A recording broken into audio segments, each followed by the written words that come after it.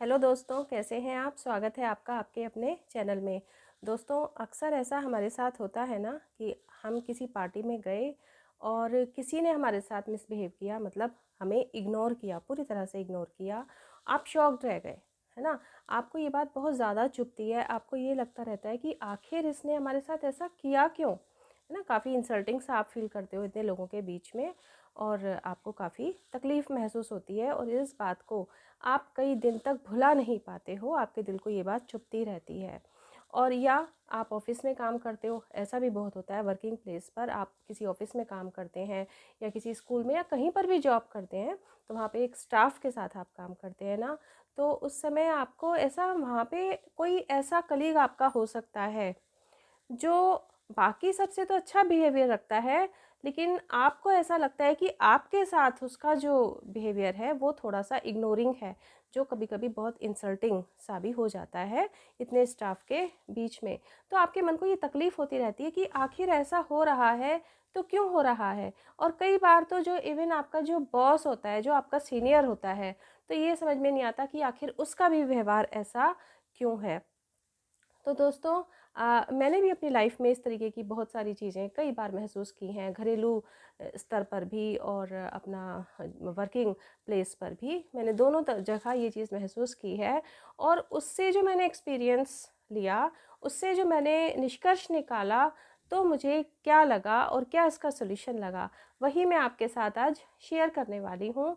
तो दोस्तों, अगर चैनल को अभी तक सब्सक्राइब नहीं किया तो एक छोटी सी रिक्वेस्ट है कि आप चैनल को सब्सक्राइब कर लीजिए, और वीडियो को बिना स्किप किए एंड तक ज़रूर देखें, तभी पूरी चीज़ क्लियर भी होगी। दोस्तों, इसमें सबसे पहला जो है कि हमें करना क्या चाहिए, है ना।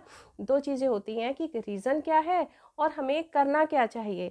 देखिए दोस्तों, सबसे बड़ी बात तो यही है कि आप उस समय बिल्कुल कोई रिएक्शन शो ना करें, क्योंकि कहते हैं ना कि silence is the best reaction. तो आपको बिल्कुल साइलेंट रहना है, आपको कोई रिएक्शन शो नहीं करना है। अगर आप, लेकिन होता क्या है कि अक्सर, लेकिन आप बहुत सैड हो जाते हो ना, होता है ऐसा, मैं भी हो जाती थी, और बहुत सैड हो जाते हो और ऐसा मन में सोचते रहते हो कि भाई मुझसे क्या गलती हो गई, ऐसा मैंने क्या गलत कर दिया कि इसने मेरे साथ इस तरीके का व्यवहार किया। और ये जो आपका सैडनेस होता है, ये जो आपकी दुख होता है ना, ये आपके फेस पर आने लगता है। और ये दुख जब आपके फेस पर आता है ना, तो जिसने आपके साथ ऐसा बिहेव किया है वो बहुत अच्छा फील करता है, क्योंकि वो यही तो चाहता था। तो उसको अपनी, मतलब वो और ज़्यादा अपनी वैल्यू समझने लगता है, अपनी औकात और ज़्यादा समझने लगता है। देखिए, यहाँ पर अगर हम रीज़न की बात करें ना कि इसका रीज़न क्या रहा होगा, तो एक्चुअली अगर वो आपके साथ ऐसा शो कर रहा है ना बिहेवियर अपना, तो इसका मतलब वो आपकी एक अच्छी खासी वैल्यू अंदर से समझता है, आपकी अच्छी खासी एक औकात अंदर से समझता है, और उसको कहीं न कहीं आपसे ईर्ष्या है।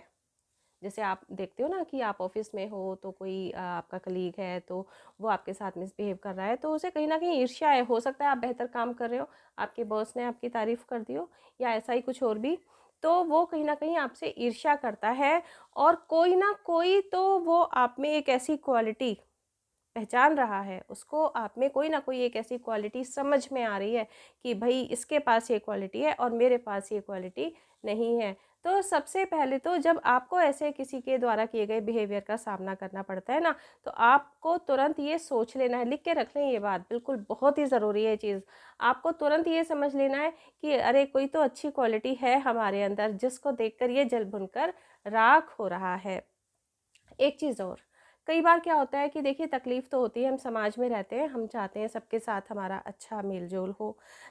तो ऐसे में जब कोई इस तरीके से करता है हमारे साथ, तो हमें लगता है कि चीज़ें सॉल्व हो जानी चाहिए, सही बात है, और आगे तक ये चीज़ नहीं बढ़नी चाहिए। लेकिन आप उससे एक्सप्लेनेशन ना माँगें। आप कई बार उससे सोचते हो बैठ के बातें कर लें, समझ लें, लेकिन उसको नहीं समझना, जो समझना है उसको पता है एक्चुअली ना, लेकिन वो क्योंकि ईर्ष्यावश ये सब कुछ कर रहा है, तो उसको समझना ही नहीं है। तो आप उससे एक्सप्लेनेशन मत मांगें इस चीज़ का, आप उसे समझाने की कोशिश ना करें। आप एक्चुअली कोई रिएक्शन नहीं दोगे ना, और एक समय तक आप जब साइलेंट रहोगे, वो आपकी क्वालिटी को पहचानता है, तो हो सकता है अगर वो थोड़ा-सा भी जेन्युइन है, तो थोड़े समय बाद हो सकता है वो लौट के आपके पास आए। अब आपकी ये इच्छा है कि आपको उसे अपनाना है या नहीं अपनाना है। मैं तो कहती हूँ कि ऐसे नेगेटिव लोगों से आपको थोड़ा दूर ही रहना है। अब क्या होता है कि अगर आप अपना सैड रिएक्शन अपने फेस पर रखते हो ना, तकलीफ़ में अगर आप आ जाते हो, तो उसको बड़ा मनोबल उसका बढ़ जाता है। तो आपको आपको उसका मनोबल तो नहीं बढ़ाना है।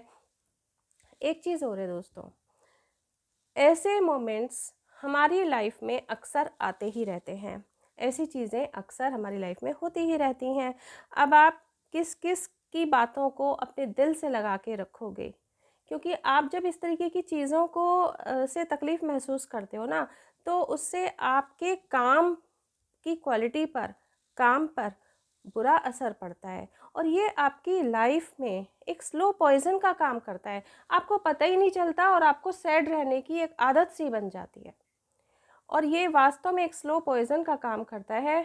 आप अपने कामों के प्रति एक उत्साह महसूस नहीं करते। टाइम तो वेस्ट होता ही है, लेकिन जितने टाइम भी आप वो काम अपने करते भी हो ना, जो भी आपके काम हैं, जो भी आपके टारगेट्स हैं, तो उनको पूरा करने में आप अपने आप को निरुत्साहित पाते हो।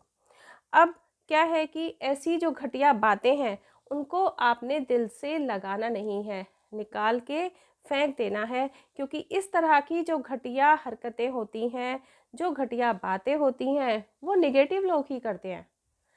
अगर कोई पॉजिटिव सोच वाला इंसान होगा ना, उसे आपकी कोई बात अगर बुरी लग भी गई है, हो भी सकता है कि देखिए हमसे भी जाने-अनजाने बहुत सारी गलतियाँ होती रहती हैं।